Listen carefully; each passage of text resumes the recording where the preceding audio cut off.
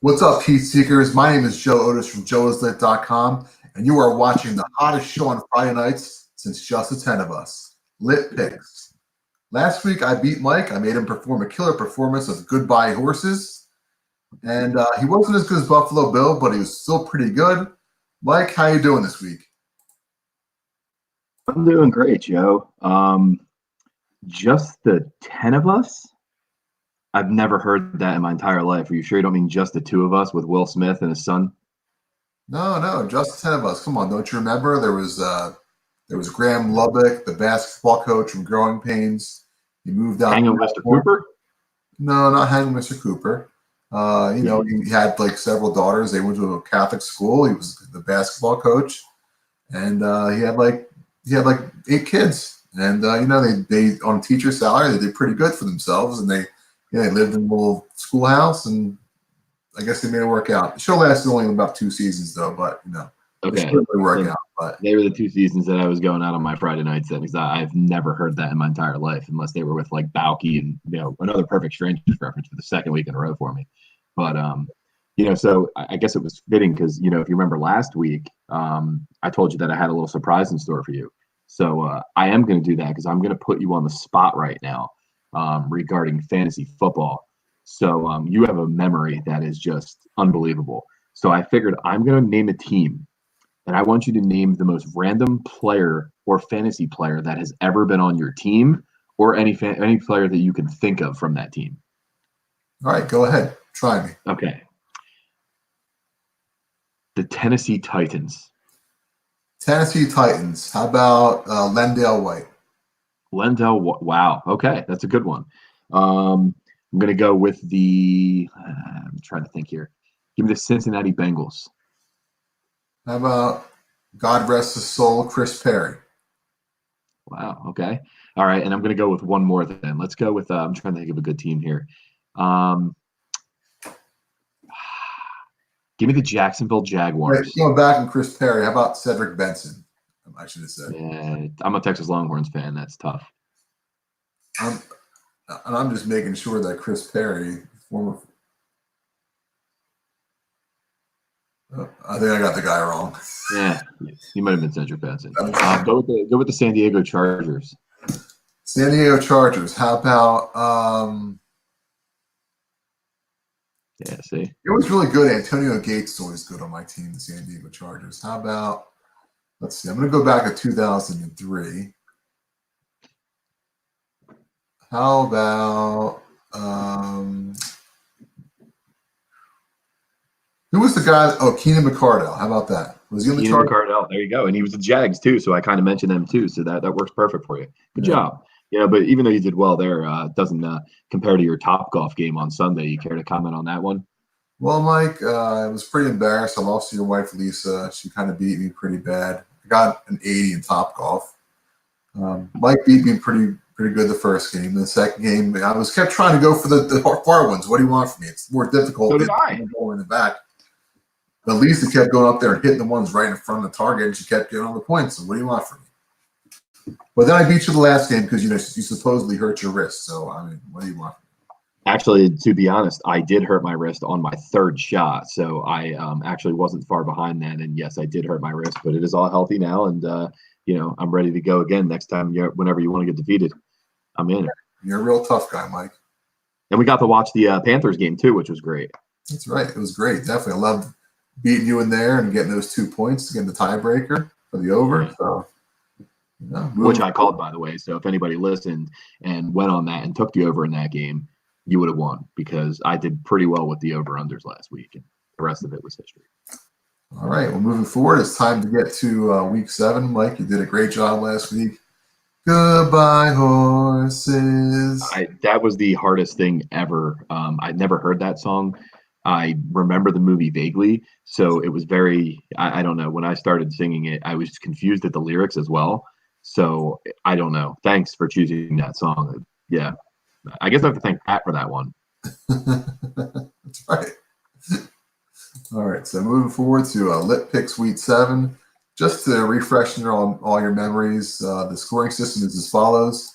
If you pick the 6-point and higher underdog to win outright, you get 4 points. If you pick the underdog outright to win, you get 3 points. Taking the spread will get you 2 points, and picking the favorite will get you 1 point. If Joe and Mike pick the same exact outcome, the tiebreaker for the points is the over and under. Joe will get the first pick, which is me, for winning week 6. So moving forward to the games. First game we're going to talk about is the Los Angeles Rams at the Atlanta Falcons. The Falcons, Dan Quinn still has his job. We've been talking about this every week for the last several weeks now. The Falcons did not look impressive last week. Neither did the Rams. They got pretty much steamrolled by the 49ers. My pick in this game actually is a surprising upset. I like the Falcons 31, the Rams 24. My spread pick would be the Falcons +3. I slightly like the fact that they're home. Todd Gurley's been a little bit banged up, but I hear he's playing this week. My pick would be take the Falcons on the money line, +125. Look, you got to risk it, get the biscuit, baby. So I'm going to make sure to take some money line picks here with some underdogs. Hopefully, it'll be enough to overtake him. Like, what do you think's going to happen in this game? Well, I appreciate you already giving me a win to start this, by taking the Atlanta Falcons. So, I appreciate that because there's 0% chance you're getting that 3 points on that. This is a game where I think the Rams bounce back. Obviously they lost a tough one. And Todd Gurley's supposed to be coming back. I think this is a game where Jared Goff kind of rights the ship. I mean, how can you not against the Atlanta Falcons defense? Every single person's taking advantage of that. And, sure, Matt Ryan's going to get his garbage points at the end of the game and throw for 2 touchdowns with 4 minutes left in the game. But I like the Rams in this spot here. I like, like I said, I like Jared Goff kind of getting things back together. And I think this is a pretty easy slam dunk here for the Rams, -3. All right. Moving forward, we got the Miami Dolphins at the Buffalo Bills. I think this is a game that many people are predicting that the Bills will steamroll the Dolphins. I can definitely see that happening. The Miami Dolphins, they look horrible this year. They have Fitzmagic starting this week for them. Rosen is. Rosen's starting, really? They said Rosen's continuing to be the starter. I don't see the point of doing that. I mean, poor guys. You got to know what you got in the future, man. You gave up a draft pick. So I think the Bills are going to win this game. It'll be 30-20 over the Dolphins. My spread pick, though, is I'm going to say take the Dolphins +16.5, and I say take the Dolphins +16.5. That's a lot of points to be given up, so I say go with them. What do you think, Mike? Well, actually, I stand corrected. I just looked it up, and I guess Fitzmagic is starting, so that changes my pick to doesn't really matter because I'm still taking the Buffalo Bills at +16.5, or laying 16.5. The Buffalo Bills are a team, they're not going to blow you away, but they're a team where if you watch that New England Patriots, their defense is really good. And I think Devin Singletary's coming back. I think that the Bills are going to work on the ground game. I think it's going to slow the clock down a little bit. I think that the Bills are going to win this game by like 24. I don't think it's going to be like essentially a blowout. I'm like 24-0 or 27-3, 30-10, something like that. But in this game, if you're a betting person, take the under in this game because the under is going. The Bills are phenomenal at keeping the scores under. I don't see the Dolphins scoring 14 touchdowns, and I don't see the Bills scoring more than 30. So this game, I think, is a pretty good lock here with the under. Speaking of the Cincinnati Bengals, earlier we were discussing, and plus I do stand corrected. The individual I was trying to refer to was Chris Henry. Chris, okay. Chris Henry, a wide receiver for the Bengals, but I feel horrible. Sorry, Chris Perry, if you're watching. You're probably not going to watch this, but I think that G Minshew Magic's coming. Fitzmagic because it's G Minshew. People they love the stash. This week I'm actually going to pick the stash. So I think that the Jaguars are going to win 24-14. I think Leonard Fournette is going to just carve up that Bengals defense. I think the Jaguars will cover the spread -4, and I say take the Jaguars -4. What do you think, Mike? I think the Jaguars win this game. It's funny, you've been talking about Minshew Mania, and like I said, I didn't know who he was until I saw him. And it's funny because I've been on the bandwagon of my fantasy team, and then I shaved, and I got rid of my mustache, and Minshew Mania lays an absolute dud last week and ruins my fantasy football team. So I'm going back on the bandwagon. I believe that the Mania comes back in to take the picture. I'm not confident with this -4. It's just the line's been changing quite a bit. I think it started at 2.5 and it's up to 4 now. So I'm going to take the Jaguars and be safe here on the money line. I do think that Leonard Fournette has a really good game. I tried to look at the player prop for Fournette, but I couldn't get it up in time. But that's one that you may want to kind of look at because, I just think that's going to be hidden. So, yeah, I'm taking the Jags on this one. All right. Moving forward, we have the Minnesota Vikings at the Detroit Lions. Now, the Lions, they were completely screwed last week. That was definitely some fan face mask calls there. It's kind of ridiculous by the referees. They need to definitely do better with that. I think that even though the Lions have had some bad luck recently, I think their bad luck will continue against the Vikings. I think the Vikings are going to win 27, Lions 20. I'd say my spread pick will be take the Vikings -2, and my pick will be take the Vikings on the money line at -125. What do you think, Mike? So I told you last week that you were a homer pick by taking those Eagles against the Vikings. And you kind of saw it happening. You saw it coming to fruition with just Minnesota and, ever calling out Kirk Cousins. Look what he's been doing the past 2 weeks. If you go to fantasy football, how many people have probably picked up Cousins, right? Not me. I cut him before he got there. That's why. So you can pick them back up again. Actually, pick them up this week and play them. Then I know that the Lions are going to win this game. And I'm going with Detroit. Detroit it's a tough loss that they had against the Packers. But, it just shows you that I was wrong. I questioned them.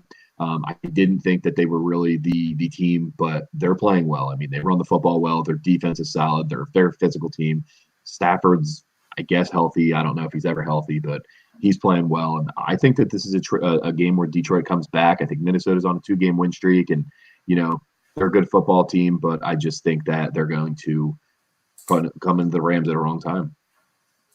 All right, moving forward, we have the Oakland Raiders at the Green Bay Packers. Definitely the Packers lucked out last week, but I think their luck will end out this week. So I think that the Raiders are going to win 20-17. I really like the Raiders this year. I like the way that they're bouncing back from this Antonio Brown drama. They're 3-2 right now. They're just coming off a bye. My spread pick is to be take the Raiders +4.5. However, like I said before, you gotta risk it to get those points, baby. So I'm saying take the Raiders on the money line +188. Mike, what do you think about the game? I think of all the games, I think that's actually a good call by you taking the Raiders on the money line. As I said, this game started out at the Packers laying 7. And then it dropped down to 6.5, and then it dropped down to 6, and now it's at 4.5. So it kind of pushed me away from taking the Raiders at 4.5 when I was supposed to be getting 7. So I just think that it's too good. I think that the Packers do come out on top. It's Aaron Rodgers. They're at home. Oakland coming off the big win against the Bears and having a bye. And, I'm believing in the Lizard King, baby. That's what I'm believing in right now, coming back for the Packers here as MVS and Devontae Adams and Geronimo Allison are out. I'm going with them. All right. So I don't know what that was. I don't even know if that was a lizard. Look more like a puppy. Yeah, whatever. So moving forward, we have the Houston Texans at the Indianapolis Colts. I definitely like the Colts here. The Colts are doing really good at home. The Texans looked great last week. They completely shot the Chiefs in Kansas City. My score, though, will be the Colts 35, the Texans 27. It's a pick 'em, so I say take the Colts with the pick 'em, and then take the Colts on the money line at -110. This is the first game that we agree on. Mike, what do you think? Yeah, I agree. Jacoby Brissett, he's on your fantasy team, and he's been playing pretty well. And I think with the bye week with them, I know was it Darius Leonard is cleared from his concussion. He's going to come back, and that's a huge step for the Colts defense.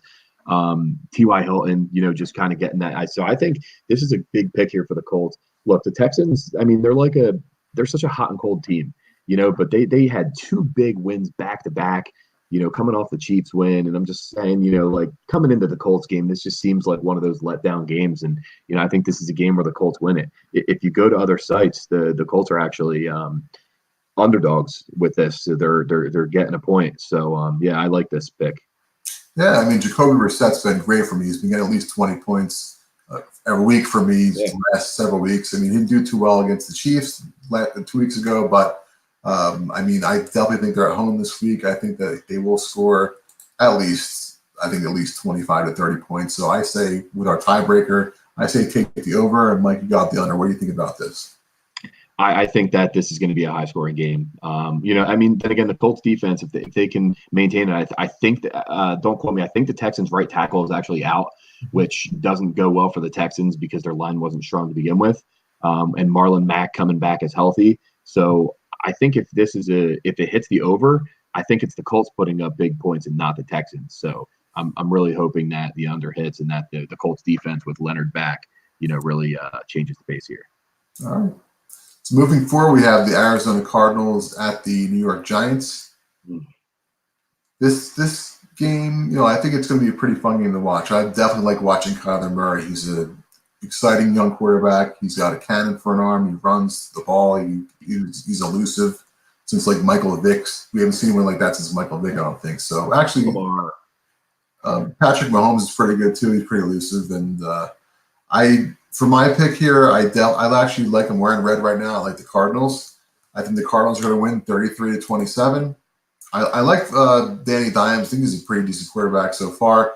And Saquon's coming back, so I'll definitely help out the Giants. It's just that I think that the Cardinals, I just think that Murray's just looking explosive here. So I think that he's going to lead that offense to a big production this week. My spread pick is taking the Cardinals +3, and I say take the Cardinals in the money line at +135. What do you think, Mike? I mean, I think that's another one that has a chance. But I mean, like you said, I'm going to piggyback. Like Daniel Jones and Kyler Murray are very excited to watch. Like Daniel Jones is exciting to watch too. He's a very good, the pocket presence that he has, actually looking downfield when he's getting, when he's running for his life behind that line. It was, I think it's kind of impressive from football perspective. I'm taking the Giants here. I think they get everybody back. I know Barkley comes back. He's probably not 100%. Evan Ingram's coming back. I don't know if Sterling Shepard's coming back, but I think this Giants team comes back home and, they're playing Arizona. And Arizona is they've been playing well. They won 2 straight games in a row. Can they really win 3 straight games in a row? I just don't know. I have Kyler Murray, so I'm really hoping he does well fantasy-wise. The one thing I will tell you that if you're looking to something, take the New York Giants in the first quarter. The Arizona Cardinals have not played well in the first quarter. They usually takes them a while to get up and going. So if you're looking to do this game, take the New York Giants in the first quarter. Interesting. So moving forward, we have the San Francisco 49ers at the Washington Redskins. I think a lot of people are expecting this to be a blowout, and I think that me and you agree, Mike. My pick for the score here is the 49ers 35, the Redskins 17. The Redskins are 10 points. However, I say take the spread pick. I would say take the 49ers -10. And Mike, you agree with me. We're both saying take the 49ers -10. I think that the Niners defense has looked really impressive. Jimmy G is looking pretty good, and definitely, the way they just beat the Rams last week was really impressive. Even though they're traveling to the East Coast for this game, I can still see that run continuing. So we're saying take the Niners -10. What do you think, Mike? I'm a believer. I mean, the Niners. I mean, well, you talked about their D line. I mean, isn't their defensive line like all first and second round picks or whatever? Like they're like. You got Eric Armstead. Is that his name? Him, Bosa. Yeah, that's right. Yeah, I mean they're finally coming back to this is I don't really know, they're really one of the shocking teams, I guess, and they're just playing really well, and even with the loss of their fullback, they were still able to run the football last week and just doing different things. I think I think they do cover the spread, the -10, but I kind of disagree with your score. I think this is going to be a lower scoring game. I don't think the Redskins are going to score 17 points. I don't even know who's playing quarterback for the Redskins. Is it Colt McCoy? Like, I don't even know. Is it Case Keenum? I think probably should be Case Keenum, I'm thinking, but yeah. So like, I don't even know. Like, I just don't see the Washington Redskins scoring 17 points in this game, and I don't see the San Fran scoring 35. I just don't think that their offense has that kind of firepower. I don't think they're going to break any big runs. I think they're just going to kind of wear and tear you, and I think that they're going to win this game -10. I think it might be like a 24 to like 10 game, something like that. All right. Moving forward to the 4 p.m. games. Our first game is the Los Angeles Chargers at Tennessee Titans. And for this game, I mean, the Chargers, they haven't been looking very well the past few weeks. The running game has not been getting going with Melvin Gordon. and for him coming back and missing the first 4 games of the season, or the first 3 games of the season, I should say, he has not looked good filling in, returning back to being that number 1 running back position. He's only giving me like 5 fantasy points a week. And, I mean, do I start? I mean, like actually, Mike, we should let everyone know what the advice you gave me last week. So what I had in my lineup in my fantasy team, I originally was going to actually start both Chargers running backs. So I actually had Melvin Gordon and I had Eckler as the flex guy. But Mike told me that Stephon Diggs was actually going to be having a game against the Eagles. We were playing top golf, and I was thinking about it for a little bit. I'm thinking, the Eagles don't have the best defensive backs, so I started Stephon Diggs, and he gave me 50 points, and gave me the top scoring team for the week and a nice prize. So, Mike, I want to and who'd you beat? Me by 5 points. Yeah, you're welcome with that one. Give you a toss up with that. But regardless, I mean, the Titans have not looked very good either. I mean, they lost to the Bills, they lost to the Broncos last week. So I say take the Chargers, 27, Titans 17. That's my pick for the score. My spread pick would be take the Chargers plus 2.5. I'm taking the Chargers on the money line plus 120. Mike, what do you think? This game's garbage.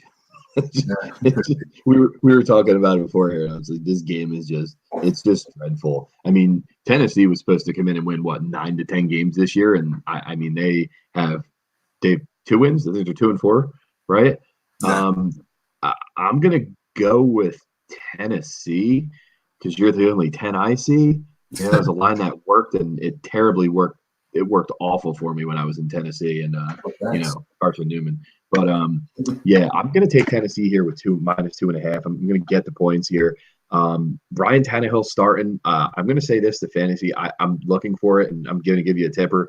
I'm taking Corey Davis and picking him up in all of my fantasy leagues because if there's one thing that Ryan Tannehill will do, he's going to find one receiver and throw to him.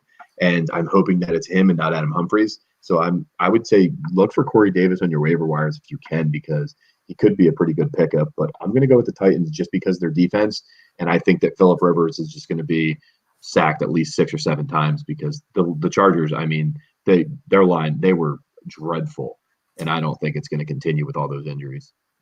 Well, Delaney Walker isn't going to be really any help, so I cut him this week. So he's. Did you cut him? You finally cut bait. So it'll probably be Corey Davis. He'll probably be getting. He had a good first week of the season, though.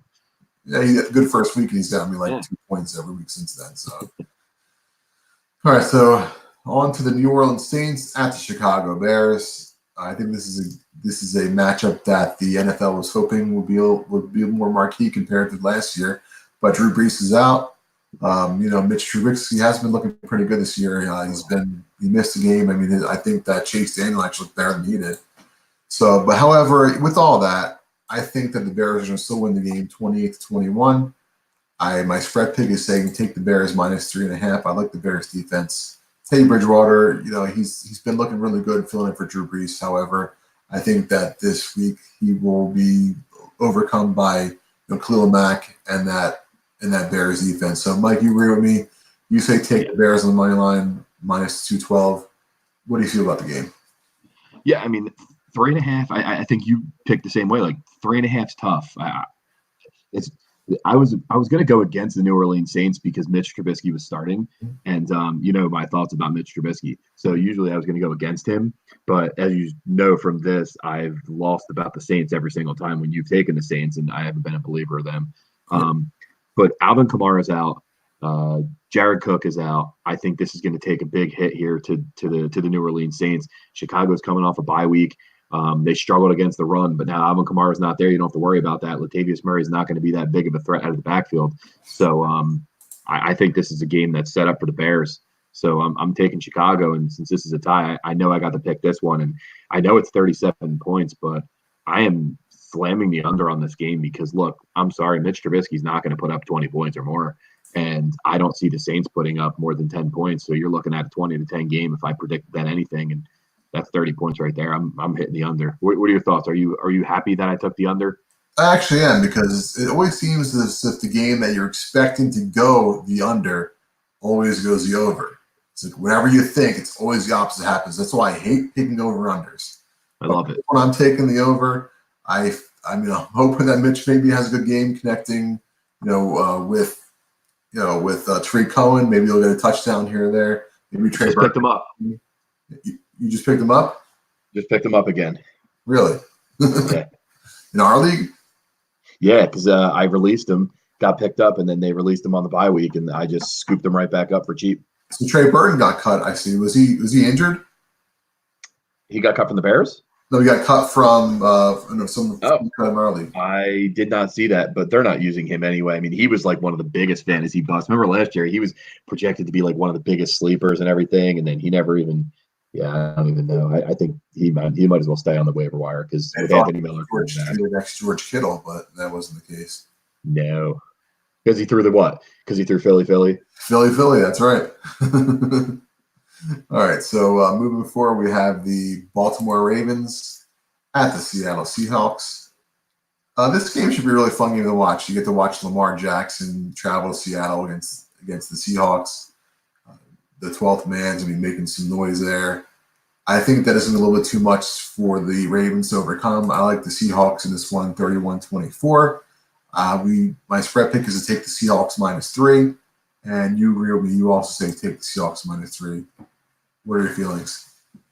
I said it last week, and I remember Baltimore played Cincy last week, and I said that Cincy was going to cover the spread, and they did. Baltimore still has not beaten anybody, and I'm going to continuously say this, and they're winning football games, but they still haven't really played anybody, and now they're playing the Seahawks. They're playing the MVP of the NFL right now is Russell Wilson, because I talked bad about him in the beginning of the season because they were supposed to run the ball 99% of the time. And now they're throwing the ball. And, oh, my gosh, Russell Wilson's really good. You can throw the ball with him because he is a phenomenal quarterback. So I'm taking the Seahawks with this game with -3. And I think that this game is going to be bigger than you think. I didn't get to choose this because you won last week because I'm a terrible person and I suck. So you got to choose the over. Talk about it. Right. Yeah. I mean, look, Russell Wilson's playing against the Ravens. I mean, I think that this can be a very explosive game. Russell Wilson has he's got a nice rookie in Metcalf to throw the ball to. I will say Marcus Peters is playing with the Ravens though this week. It's pretty impressive, just getting traded the other day, and he's actually going to be starting. So Ramsey's starting too. Ramsey, wow, for the Rams. That's amazing. Like Marcus Peters went from the Chiefs to the Rams. Now he's on the Ravens. Like now he's out in Seattle this week and he's playing against Russell Wilson and that Ravens off. The Seahawks offense. I think Chris Carter's been pretty good as a running back. That they have a good 1-2 punch there. So. I think this is going to be a pretty high-scoring game. So I think that Lamar Jackson, he has these great young receivers. He has Hollywood. He has Willie Snead there. I was actually going to think about picking Willie Snead up in my fantasy league, but I didn't get him. He doesn't play for the Saints. Did you think though going in if this was August and I told you that the Seattle Seahawks versus the Baltimore Ravens game was going to be 48.5, would you ever think you'd choose the over? No, probably not. All right, moving. Yeah, I mean, the thing is that, like we said before, the Ravens offense, last year it was programmed for Joe Flacco. This year they actually had the whole offseason programmed to Lamar Jackson. He played well yesterday. All right, so moving forward, we have the game of the week, Sunday Night Football game. We have the Philadelphia Eagles at the Dallas Cowboys. This is a game we'll both be watching because we're huge Eagles fans. And I'm not making a homer pick. I genuinely think that Carson Wentz, once again, just like he did when I was on my honeymoon in Hawaii, watching the game at 2:30 in the afternoon on a Sunday. It was Sunday night in the United States. Credit to your wife for allowing you to watch that game. What was that? Credit to your wife for allowing you to watch that game. That was really nice. She actually came out to the bar with me. She read a book. And I remember it was Carson Wentz just completely looked amazing against the Cowboys. It was a few weeks before he got injured and Foles came and filled in. But I can see that happening again. I like the Eagles beating the Cowboys 34-17. My spread pick is take the Eagles plus 2.5. And Mike, you actually agree with me on this one. We're both picking the Eagles on the money line, plus 120. What do you think about the game? So one of the reasons why I took the Eagles on the money line is because one, I knew you were. So I think we tied ourselves with that. But it's also like I was going with the Cowboys the whole entire time. Like last week, I knew Minnesota was going to beat the Eagles. I feel like the Cowboys are going to beat the Eagles here, but they've just been Amari Cooper's out. If Amari Cooper plays, I would change my pick in a heartbeat, and if I could, I will. If Amari Cooper plays, the Cowboys are going to win the football game. Amari Cooper, I don't think is playing. Their two linemen actually just returned. I still believe that what's his name? I believe it's Tyron Smith. I don't believe he's going to play. I think he might have come back Thursday. He practiced again today. I still don't believe he's going to play. I think the other lineman will play. Collins will play. So I think that helps them. But I'm going to take the Eagles here. And I also was going against it because Dougie P literally like I don't know that I've never seen that out of him before is like kind of guaranteeing a victory into Dallas. And, I'm shocked that he did that, but I got to go with the Eagles because I do think that they're going to come out on top with the injuries. And is Jalen Mills back? He's back, but there's like a 21-day window where he can start practicing. So I'm not really sure he's playing this week though. Yeah, it doesn't matter. You could put a blocking dummy out there and they might cover better than whoever starts. So. All right, so going with this tiebreaker, I like the over in this game. I think that the Cowboys-Eagles game is usually pretty high scoring. Usually goes into the 30 points, per each team. And Mike, you got the under on this one. Do you think that'll happen or what? You know what? I might. I mean, it's Dak Prescott. He doesn't have Amari Cooper. The Eagles stop the run. I mean, I think this could actually benefit me. Before I liked the over for you, and now I'm thinking about it, and I'm like, you're right. Did the Cowboys? I don't think the Eagles can put up 34. I think the Cowboys defense is better than people think. I mean, dude, what's his name? Vanden Ersch or what's his name? The linebacker. He's awesome. Yeah. I mean, he is awesome. So like, incredible. I don't really see these RPOs and everything like that. I don't know how much they're going to work, with these linebackers and Jalen Smith and how fast they are. So I don't know if the Eagles can put up that many points. So actually, maybe I'm more confident with the under here. So maybe I'm happy I went with you with the money line. All right. So the next game is the New England Patriots at the New York Jets. Are you guys ready for a shocker? Because this is something that I think is actually going to happen. The Patriots are undefeated right now. They basically stomped all their competition except for the Bills, which is the division opponent. The game is in New York. So I'm going to take the Jets on this one, 31-30. My spread pick is taking the Jets plus 9.5. The Jets looked really impressive last week as huge underdogs against the Cowboys, beating them. I say take the Jets on the money line, though, plus 350. What do you think, Mike? I mean, I think you're onto something here. I mean, this is a Monday night game.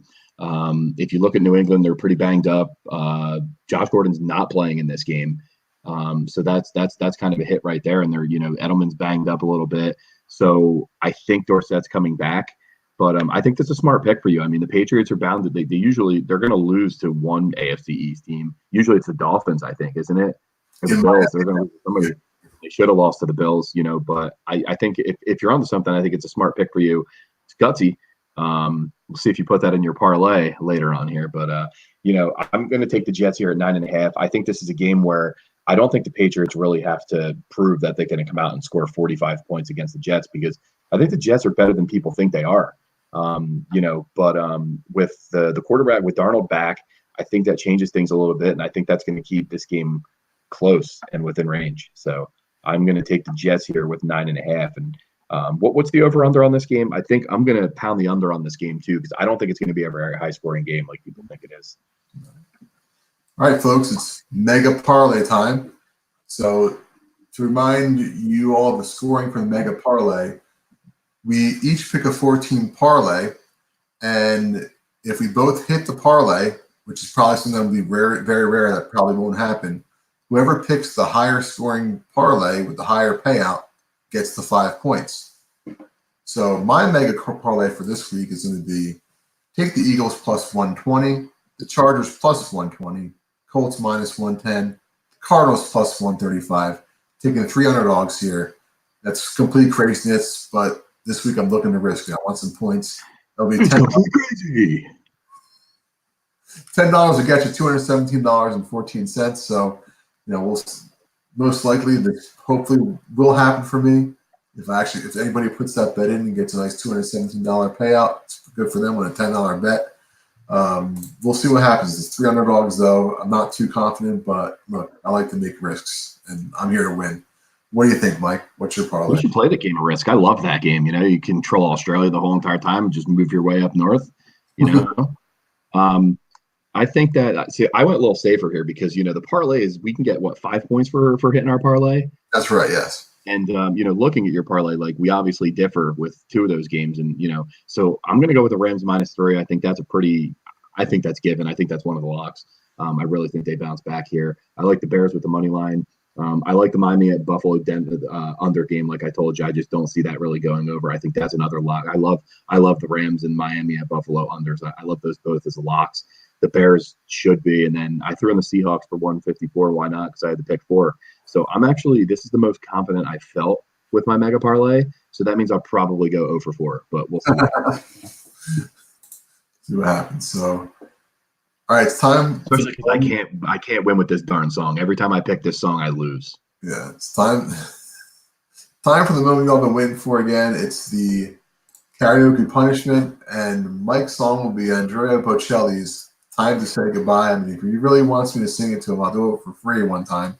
This is the last week I'm putting this up here. If I lose, it's done. I'm picking a new song. Yeah, I mean, like I said, he's a great opera singer. I probably don't have the best opera voice ever. It probably would be funny to watch me sing it, but yes. Mike, I'm gonna tell you what, you did a great job last week for Goodbye Horses. You didn't do the Buffalo Bill dance though in front of the camera. No, I was not doing that.